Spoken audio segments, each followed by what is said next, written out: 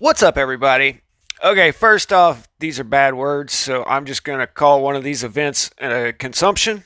And I was just reading Procopius on the Justinian consumption, and it describes, I'm just going to say, entities spreading the consumption.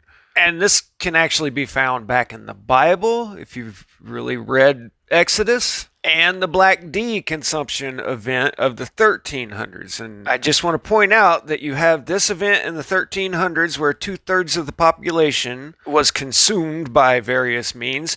And 800 years before that was the consumption of Justinian, where again 2/3 of the population were no more, and society didn't develop at all in those 800 years in between these two events.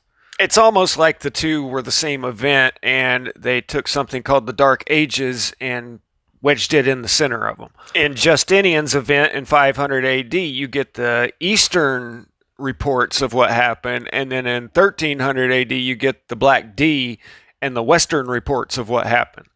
So I just thought I'd point that out, but that's not what this video is about. We're going to start off with Procopius, History of the Wars, Book 2, page 451, in case anybody wants to read it themselves. It's free on Internet Archive. I also want to point out that all of this was preceded by Justinian's comet, same as the Black D and many other calamities, and some would even say that this came from a corruption of the air due to the comet.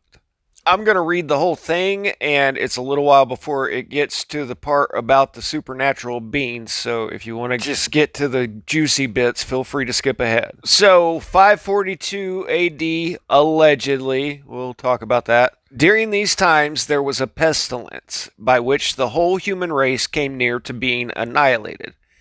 Now, in the case of all other scourges sent from heaven, some explanations of a cause might be given by daring men, such as the many theories propounded by those who are clever in these matters, for they love to conjure up causes which are absolutely incomprehensible to men.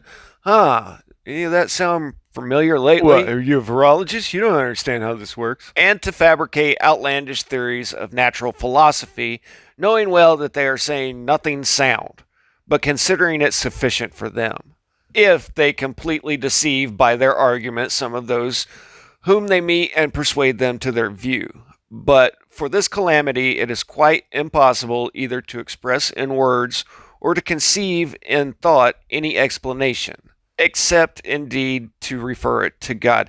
They knew what normal sicknesses were, which he'll touch on here in a minute. For it did not come in a part of the world nor upon certain men, nor did it confine itself to any season of the year like a cold or flu, so that from such circumstances it might be possible to find subtle explanations of a cause. But it embraced the entire world and blighted the lives of all men, though differing from one another in the most marked degree, respecting neither sex nor age.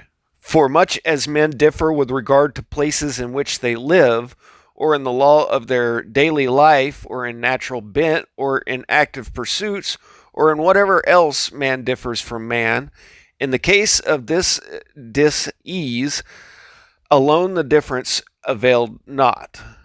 And it attacked some in the summer season, others in the winter, and still others at other times of the year. Now let each one express his own judgment concerning the matter, both sophist and astrologer, but as for me, I shall proceed to tell where this calamity originated and the manner in which it destroyed men. It started from the Egyptians who dwell in Pelusium. Then it divided and moved in one direction towards Alexandria and the rest of Egypt, and in the other direction it came to Palestine on the borders of Egypt, and from there it spread over the whole world, always moving forward and traveling at times favorable to it. For it seemed to move by fixed arrangement and to tarry for a specified time in each country.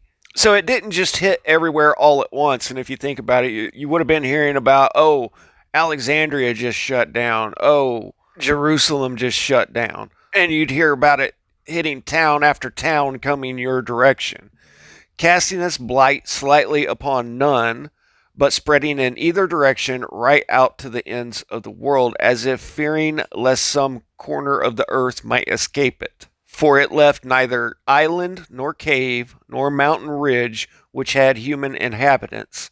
And if it had passed by any land, either not affecting the men there or touching them in indifferent fashion, still at a later time it came back. Then those who dwelt round about this land, whom formerly it had afflicted most sorely, it did not touch at all, so they got immunity to it. But it did not remove from the place in question until it had given up its just and proper tale of the dead, so as to correspond exactly to the number destroyed at the earlier time amongst those who dwelt round about. That's interesting. So it's a microbe with a quota for each area. I wouldn't even think about that if it weren't for what comes up next. This DERS always took its start from the coast, and from there it went up to the interior.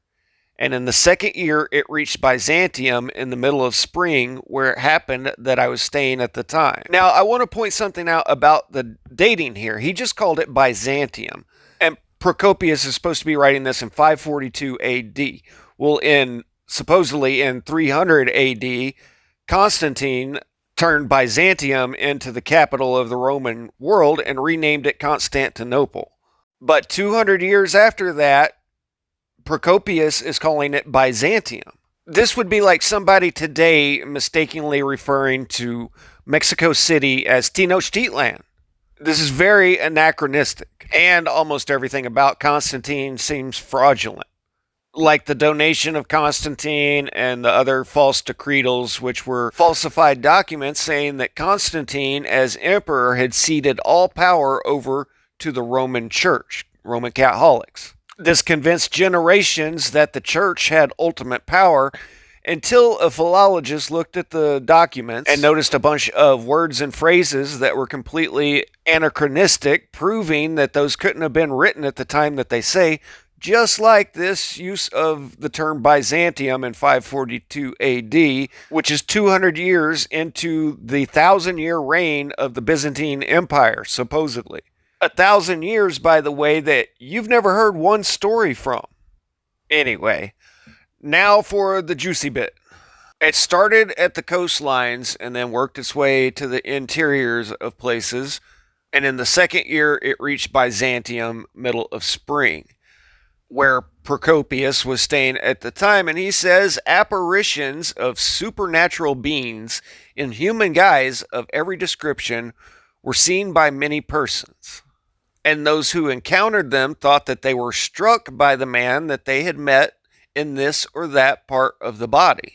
So there are these shapeshifters walking around almost looking human, but aren't really fooling people, evidently.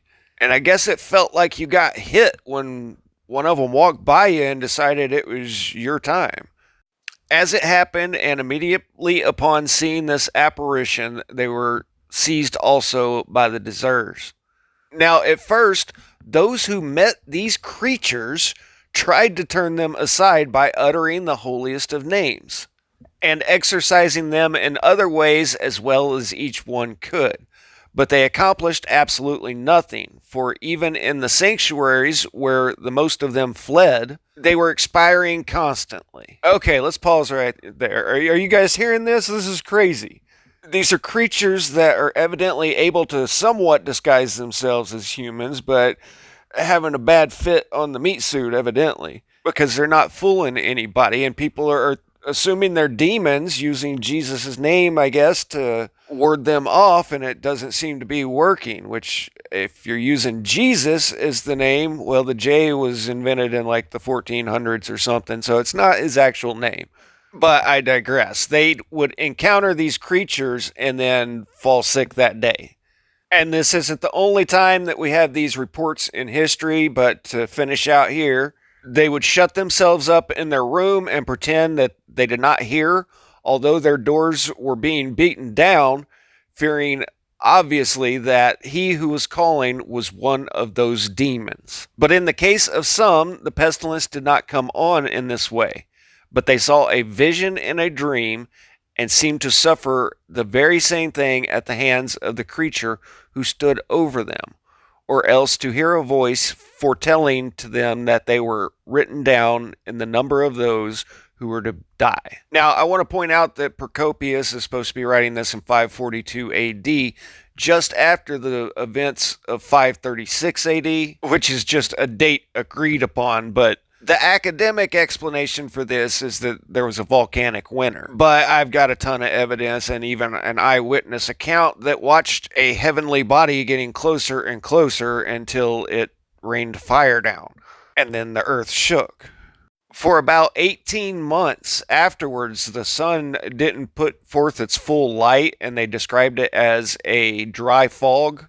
The wind wouldn't blow for long periods of time. They said it was very stifling. Of course, this caused massive crop failures and famine, but academia never mentions any of this, and they just attribute everything to the bubonic. No matter how you look at it, northwards of half of the world checked out during this time. Okay, back to the strange creatures and apparitions, and I believe this is the true origins of the Grim Reaper, but this is describing events from the 1300s Black D. According to author William Bramley, in Brandenburg, Germany, there appeared 15 men with, quote, fearful faces and long scythes, with which they cut the oats so that the swish could be heard at a great distance. But the oats remained standing. The visit of these men was followed immediately by a severe outbreak of the consumption in Brandenburg. So the swishing sound could be spraying because they weren't actually cutting the oats. And you can just imagine how freaky that would be to see a bunch of dark cloaked figures out in your field one day. Would you go over and ask them what they're doing? And it wasn't just there. Strange men in black, demons, and other terrifying figures were observed in other European communities carrying brooms or scythes or swords that were used to sweep or knock at people's doors. The inhabitants of these houses fell ill afterwards. Keep in mind, this is 1348 in the west, while 542 in the east. They shut themselves up in their rooms and pretended they did not hear, fearing he that was calling was one of those demons. This is the same event. I've done other videos on how everything lines up together, and I mean, this is very specific details. What, these door-knocking demons just happened to show up 800 years apart? And this has some pretty big ramifications for my big picture of things that they showed up during this event. Because this sounds like an intentional culling. A lot like what you hear in the Bible. And no, not the New Testament where Jesus heals the sick and blind, feeds the multitudes, and does all of these really cool miracles. But in the Old Testament where the Church of Rome has slapped this on the front of the story of Jesus. And the miracles of Yahweh are much different than Jesus, although we're told it's the same Trinity. But the miracles of Yahweh were turning the river to blood, frogs, lice, flies, sick cattle, boils, locusts, darkness, and then the coup d'etat is the offing of every firstborn child of Egypt. This was so horrific, the Egyptians literally gave the Hebrews all of their golden clothing, paying them to leave. I mean, golden calves aren't cheap, am I right? Yeah, that's literally where they got the gold to make the golden calf. So everybody's heard of the Passover, right? It's still celebrated to this day. This is celebrating God's glory for offering the firstborn child of an entire nation. And they've somehow convinced everybody that this is a good thing. So let's review some of the love of Yahweh, and we'll get back to this. In Exodus, scouts of Moses' army go into Canaan and come back with a report that the land is full of giants and there's no way we can beat these guys. Even their fruits and vegetables are huge. They describe it as a paradise, the land of milk and honey. But those people who appear to be living in perfect harmony with nature are the bad guys, and the people whose God just wiped out every firstborn of Egypt and told them to go up to Canaan and eradicate every living thing there, including the livestock, are the good guys. But the scouts come back after seeing these giants and tell everybody in the Hebrew camp And they all start to worry about this. We can't beat those guys. So Yahweh says, as surely as I live, everyone over 20 years old I will make fall in this wilderness. And he did. He offed everybody over 20 years old. And then to punish the children as well, since the scouts took 40 days to scout the land, then the children had to wander the wilderness for 40 years. For every day the scouts took, their children were punished a year. That's the scorn and vengeance of Yahweh and why they wandered the desert for 40 years, because Yahweh loves you. If you're new here, I don't think that Yahweh is the father of Jesus, just so you know. But these scouts that Moses had sent out and come back and made the whole camp murmur against the all-powerful and not overcompensating Yahweh were struck down and died of a consumption before the Lord. So this consumption is another miracle of Yahweh's, and he actually uses this trick many times in the Bible. Now let's go back to the celebrated Passover. On the 14th day of the month, because they all had to abstain from yeast for 2 weeks because Yahweh's kryptonite is yeast, then they are all to slaughter a lamb and take some of the blood and put it on the sides and tops of the door frames. On that same night, I will pass through Egypt and strike down every firstborn of both people and animals, and I will bring judgment on all the gods of Egypt. I am the Lord.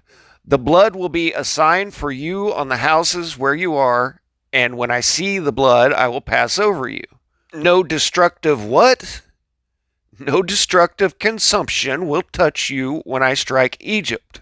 So the all-knowing, omnipotent creator of this universe just needs a little reminder of who's who and who are his people. But Yahweh and his angels go forth and spread consumption many times in the Bible. I got a big twist coming on that, but I want to say this real quick. I hear people talk about, oh, an angel of the Lord, because the Renaissance, the rebirth, convinced everybody that angels look like this. While the biblical description describes anything from ultra freaky to just scare the crap out of you, the first thing they always say is, be not afraid, little human. So I don't think you ever want to see an angel in their true form, but they also can transform and appear as humans. So now let's go back to 542 AD in Byzantium, where apparitions of supernatural beings in human guise of every description were seen by many persons. And where does Procopius say that this started? In Pelusium, Egypt, and then it divided and went towards Alexandria and up into peacetime. And then kind of a strange line about it traveling at times favorable to it. So Pelusium was ground zero, and it traveled west to Alexandria and then northeast up into the land of Canaan. In the Bible, the Passover event happened in Egypt, and then the Exodus took them up to Canaan. And now we know the Passover event was either Yahweh himself or one of his angels going door to door, spreading the love. Now, this is from the book of Kings. I'm not sure if this is the same time frame, but at some point, an angel of the Lord went out and put to death 185,000 in the Assyrian camp.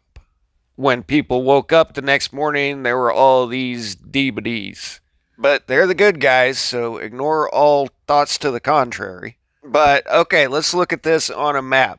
1500 BC, you've got the Passover event, door-knocking demons. And then 542 AD, Byzantium, Constantinople, you got door-knocking demons, followed by consumption in both cases here. And then in the 1300s in Europe, you've got the crop-spraying demons. So this doesn't really happen that often that I've heard. So would I be crazy to think that these might have all been at the same time? No, that couldn't be true because the Old Testament is old. Well, it's not the first time I've speculated that the events of the Bible might have just been about 1,000 years ago, give or take a couple hundred. Even if I'm wrong about that part, this is still pretty crazy. It would appear that there were beings that weren't quite human. They might pass from a distance, but they weren't really fooling everybody.